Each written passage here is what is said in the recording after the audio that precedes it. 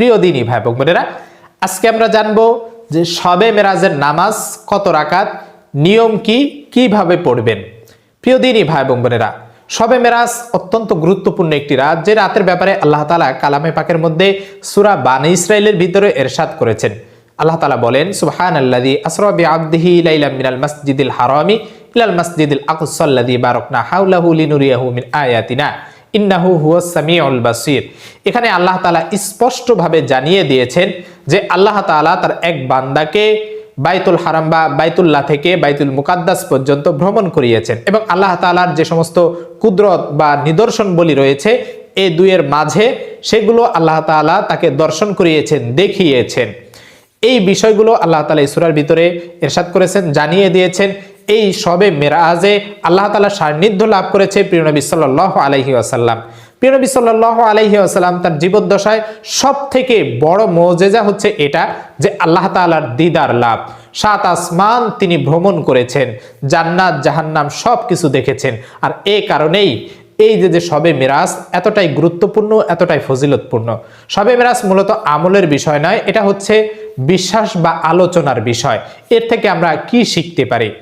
আল্লাহ রাসূল সাল্লাল্লাহু আলাইহি সাল্লাম বলেন, যখন আমি আমার চাচাতো বোন উম্মে হানির ঘরে শায়িত ছিলাম, তখন হযরত জিবরাইল আলাইহিস সালাতু ওয়াস সালাম এবং হযরত মিকাইল আলাইহিস সালাতু ওয়াস সালাম আমাকে ঘুম থেকে জাগ্রত করলেন এবং সেখান থেকে আমাকে নিয়ে গেলেন হাতিমে কাবার নিকট। সেখানে গিয়ে আমার বক্ষ বিদীর্ণ করলেন, অর্থাৎ ওপেন হার্ট সার্জারি।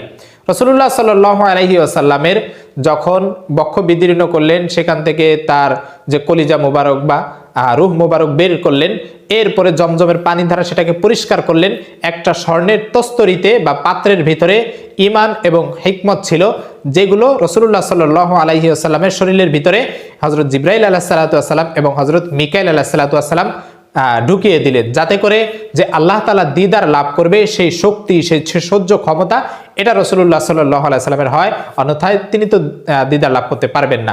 এভাবে রাসূলুল্লাহ সাল্লাল্লাহু আলাইহি সাল্লামের বক্ষ বিদারণ করা হয়েছিল 3 বার।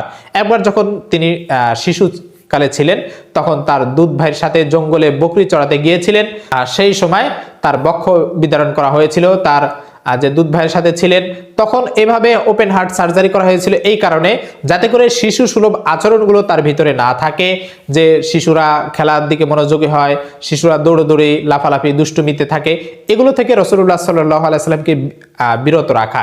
এরপরে 20 বছর বয়সে, যুবক বয়সে যখন রাসূল সাল্লাল্লাহু আলাইহি সাল্লাম উপনীত হন, তখন রাসূলুল্লাহ সাল্লাল্লাহু আলাইহি সাল্লামের বক্ষ বিদারণ করা হয়েছিল বা ওপেন হার্ট সার্জারি করা হয়েছিল, যার কারণে যে যুবক বয়সের যে একটা ভাব থাকে অন্তরের ভিতরে, উশৃঙ্খলা বা জিনার দিকে আকর্ষণ, এগুলো থেকে রাসূলুল্লাহ সাল্লাল্লাহু আলাইহি সাল্লামকে বিরত রাখা, দূরে রাখা।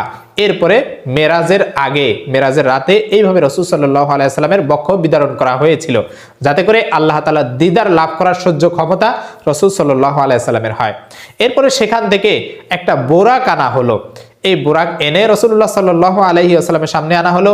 এরপরে যখন রাসূল সাল্লাল্লাহু আলাইহি ওয়াসাল্লাম বসবেন, ঠিক সেই সময় সে একটু নাড়াচাড়া দিল, অর্থাৎ উঠানোর জন্য অসম্মতি জানালো। তখন জিবরাইল আলাইহিস সালাতু ওয়াস সালাম বললেন যে, তুমি কি জানো যে আজকে তুমি কাকে সওয়ার করতে চাচ্ছ তোমার পিঠের উপরে? ইনি হচ্ছেন এমন একজন সম্মানিত ব্যক্তি, ইনি হচ্ছেন রাসূলুল্লাহ সাল্লাল্লাহু আলাইহি ওয়াসাল্লাম সাইয়্যিদুল মুরসালিন খাতামুন নবিয়্যিন, যার মতো যে এত সম্মানিত ব্যক্তি, যে এমন সম্মানিত ব্যক্তি, এতটা মর্যাদাপূর্ণ ব্যক্তি, তার মতো আর কোনো ব্যক্তি আজ পর্যন্ত তোমার পিঠে সওয়ার হয় নাই।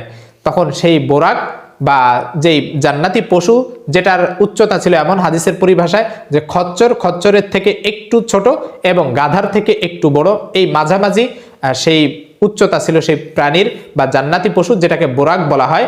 এরপরে তিনি রাসূল সাল্লাল্লাহু আলাইহি সাল্লাম সেই বোরাকের উপর উঠলেন, এরপরে সওয়ার হলো। তার এতটা গতি ছিল যে তার নজর বা দৃষ্টি যেই পর্যন্ত একেবারে শেষ সীমানে যে পৌঁছায়, তার 1 পা বা 1 কদম অত দূর যে পৌঁছায়। তাহলে চিন্তা করেন যে কতটা দ্রুতগামী সেই প্রাণী। এরপরে রাসূল সাল্লাল্লাহু আলাইহি সাল্লাম তার 2 সঙ্গী হযরত জিবরাইল আলাইহিস সালাতু ওয়াস সালাম, হযরত মিকাইল আলাইহিস সালাতু ওয়াস সালাম যখন রওনা হলেন, যেতে যেতে যেতে যেতে তারপরে তাকে এক বৃদ্ধ ডাক দিল। এক বৃদ্ধ তাকে ডাক দিল যে দাঁড়াও, কিন্তু রাসূল সাল্লাল্লাহু আলাইহি সাল্লাম দাঁড়ালেন না। জিবরাইল আলাইহিস সালাম নিষেধ করলেন যে আপনি সামনে অগ্রসর হন। এরপরে আরো একজন বৃদ্ধা তাকে ডাক দিল, কিন্তু জিবরাইল আলাইহিস সালাম বললেন যে আপনি এদিকে ফিরে তাকাবেন না, আপনি যান। এরপরে যেতে যেতে দেখলেন যে কিছু লোক এক জায়গায় সমবেত হয়েছে, তারা সালাম দিল রাসূলুল্লাহ সাল্লাল্লাহু আলাইহি সাল্লামকে। জিবরাইল আলাইহিস সালাম বললেন যে আপনি এদেরকে সালামের উত্তর দিন। এরপরে রাসূল সাল্লাল্লাহু আলাইহি সাল্লাম সালামের উত্তর দিলেন। এরপরে আলমে বরজখের অনেক কিছু রাসূল সাল্লাল্লাহু আলাইহি সাল্লামকে দেখানো হলো, অর্থাৎ আলমে বরজখ বা কবর জগতে যেগুলো রয়েছে, কবরের জমিনের নিচে যেগুলো রয়েছে, জাহান্নাম জমিনের নিচে যেভাবে রাসূল সাল্লাল্লাহু আলাইহি সাল্লাম বলেছেন যে আল্লাহ তাআলা জাহান্নামকে জমিনের 7 তবক নিচে, অর্থাৎ 7 জমিনের নিচে এরপরে জাহান্নামকে রেখেছেন, যেটা কিয়ামতের দিন 70,000 ফেরেশতা টেনে নিয়ে আসবে। তো রাসূল সাল্লাল্লাহু আলাইহি সাল্লাম যখন বাইতুল মুকাদ্দাসে পৌঁছালেন, তে জিজ্ঞাসা করলেন যে ব্যক্তি আমাকে ডাক দিল তারা কারা? তখন জিবরাইল আলাইহিস সালাম বললেন যে যেই বৃদ্ধাকে আপনি দেখলেন আপনাকে ডাক দিল সে হচ্ছে দুনিয়া, যার হায়াত একেবারে শেষ প্রান্তে। কিন্তু রাসূল সাল্লাল্লাহু আলাইহি সাল্লামকে নিষেধ করলেন যে এই কারণে যে আপনাকে সে দুনিয়ামুখী করবে, আকৃষ্ট করার চেষ্টা করবে। এরপরে যে বৃদ্ধ আপনাকে ডাক দিল এ হচ্ছে শয়তান। উভয়ের একই মাকসাদ ছিল যে আপনাকে দুনিয়ামুখী করা, আখিরাত থেকে বিমুখ করা। এভাবে রাসূল সাল্লাল্লাহু আলাইহি সাল্লামকে নিষেধ করেছেন জিবরাইল আলাইহিস সালাম। এর থেকে আমাদের শিক্ষা হলো যে আমাদের দুনিয়া যতই শেষ হয়ে যাচ্ছে, আমাদের হায়াত যতই শেষ হয়ে যাচ্ছে, দুনিয়াটা কেমন যেন একটা চাকচিক্যের ভিতরে রয়েছে, আর এ কারণে আমরা দুনিয়ামুখী হয়ে যাচ্ছি। এরপরে দেখলেন যে যারা সালাম দিয়েছিল তাদের ভিতরে ছিল হযরত ইব্রাহিম আলাইহিস সালাম, হযরত মূসা আলাইহিস সালাম, হযরত ঈসা আলাইহিস সালাম। তো রাসূল সাল্লাল্লাহু আলাইহি ওয়াসাল্লাম বাইতুল মুকাদ্দাসে পৌঁছালেন, সেখানে সকল নবী রাসূলগণ উপস্থিত ছিলেন রাসূলুল্লাহ সাল্লাল্লাহু আলাইহি ওয়াসাল্লামকে স্বাগত জানানোর জন্য। তো রাসূল সাল্লাল্লাহু আলাইহি ওয়াসাল্লাম সেখানে 2 রাকাত তাহিয়াতুল মসজিদে নামাজ পড়ালেন, সেখানে আজান দিলেন হযরত জিবরাইল আলাইহিস সালাম। এরপরে সকল নবীদের উপস্থিতিতে রাসূলুল্লাহ সাল্লাল্লাহু আলাইহি ওয়াসাল্লাম নামাজ পড়ালেন। এরপরে নামাজ শেষে সবার থেকে বিদায় নিয়ে রাসূল সাল্লাল্লাহু আলাইহি ওয়াসাল্লাম সপ্তম আসমানে চলে গেলেন। এটা হচ্ছে মেরাজের মূল ঘটনা। এরপরে এক এক করে প্রথম, দ্বিতীয়, তৃতীয় এভাবে আস্তে আস্তে আল্লাহ তাআলার কাছে রাসূল সাল্লাল্লাহু আলাইহি ওয়াসাল্লাম এই মেরাজের রাতে গিয়েছেন, জান্নাত জাহান্নাম সবকিছু ভ্রমণ করিয়েছেন। আল্লাহ তাআলা দেখিয়েছেন সবকিছু, যে আল্লাহ তাআলার বড়ত্ব কতখানি, আল্লাহ তাআলার শক্তি কতখানি, কাফেরদেরকে কিভাবে শাস্তি দিচ্ছে এবং ভালো মানুষদেরকে কিভাবে সুখে শান্তিতে রেখেছে। এ কারণেই এই মেরাজের এতটা ফজিলতপূর্ণ। তো এই মেরাজটা কবে সংগঠিত হয়েছিল? অধিক আলেমদের মতামতে বিভিন্ন মতামত পাওয়া যায়, বিভিন্ন তারিখ উল্লেখ রয়েছে। তবে এর ভিতরে উল্লেখযোগ্য যে তারিখটা রয়েছে, বেশি আলেমগণ যেটার ভিতরে মতামত দিয়েছেন সেটা হচ্ছে 26শে রজব দিবাগত রাত। এ রাতে রাসূল সাল্লাল্লাহু আলাইহি ওয়াসাল্লামের মেরাজ সংগঠিত হয়েছিল। তো এ রাতে আপনি নামাজ কিভাবে পড়বেন, কয় রাকাত পড়বেন? যেহেতু এই রাতে নির্দিষ্ট কোনো নামাজ নাই, রাসূল সাল্লাল্লাহু আলাইহি সাল্লাম এই রাতে কোনো নামাজ পড়েন নাই মিরাজের নামাজ উল্লেখ করে, বা সাহাবায়ে কেরামগণ এই রাতে মিরাজ হিসেবে কোনো নামাজ পড়েন নাই, কিন্তু এটা ফজিলতপূর্ণ রাত।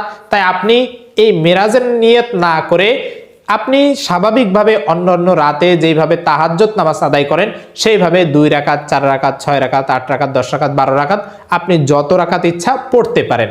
এইভাবে আপনি আলাদা কোনো সূরাও নির্দিষ্ট নাই।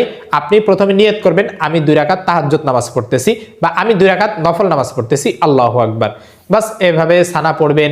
এরপরে আউযুবিল্লাহ বিসমিল্লাহ, এরপরে সূরা ফাতিহা, এরপরে আপনি অন্য একটা সূরা মিলাবেন যেটা পারেন। এরপরে প্রথম রাকাত শেষ করবেন, দ্বিতীয় রাকাত সূরা ফাতিহা, এরপরে আরেকটা সূরা মিলে রুকু সিজদা, বাস শেষ। এই যে 2 রাকাত পড়লেন, এরপরে আবার 2 রাকাত, এভাবে আপনি যত রাকাত পারেন আপনি পড়বেন।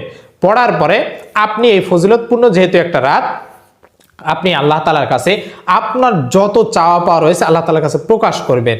দেখবেন যে ইনশাআল্লাহ আল্লাহ তাআলা আপনার এই গভীর রাতে উঠে এই ঘুমকে স্যাক্রিফাইস করার জন্য, এই ঠান্ডার ভিতরে শীতের সময় এগুলোকে স্যাক্রিফাইস করার জন্য আল্লাহ তাআলা আপনার দোয়া কবুল করবেন, আপনার মনের আশা পূরণ করবেন। আপনার যত অভাব, অনটন, দারিদ্রতা এই সব কিছু আল্লাহ তাআলা দূর করে দিবেন। অসুস্থ হলে, কঠিন বিপদ থাকলেও আল্লাহ তাআলা দূর করে দিবেন। আপনি এই তাহাজ্জুদ নামাজের মাধ্যমে আল্লাহ তাআলার কাছে সাহায্য চাইবেন। পারলে যখন সিজদায় থাকবেন, আল্লাহ রাসূল সাল্লাল্লাহু আলাইহি সাল্লাম বলেছেন যে বান্দা সিজদায় থাকবে সেই বান্দা সব থেকে আল্লাহ তাআলা নিকটবর্তী থাকবে। অর্থাৎ আমি যখন সিজদায় যাই, দুনিয়ার ভিতরে সব থেকে নিকটবর্তী আমি আল্লাহ তাআলার। এজন্য রাসূল সাল্লাল্লাহু আলাইহি সাল্লাম বলেছেন যে আল্লাহ এবং বান্দার মাঝখানে কোনো গ্যাপ থাকে না যখন বান্দা সিজদারত অবস্থায় থাকে।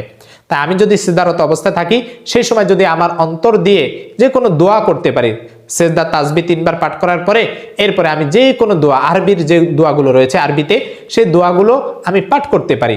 অতএব আমি সেই দোয়াগুলো পড়বো, আল্লাহ তাআলার কাছে আমার সব কিছু খুলে বলবো, দেখবেন যে আল্লাহ তাআলা অবশ্যই অবশ্যই আমাকে আপনাকে সাহায্য করবেন। তো এইভাবে আমরা চাইলে শবে মেরাজের রাতে আমরা আমল করতে পারি, নির্দিষ্ট কোনো নামাজের নাম উল্লেখ না করে আমি নফল নামাজ পড়তেছি এভাবে নিয়ত করে পড়বেন ইনশাআল্লাহ। তাহলে দেখবেন যে আপনার ইবাদতও হয়ে যাচ্ছে, আপনার দোয়াও আল্লাহ তাআলা কবুল করবেন ইনশাআল্লাহ।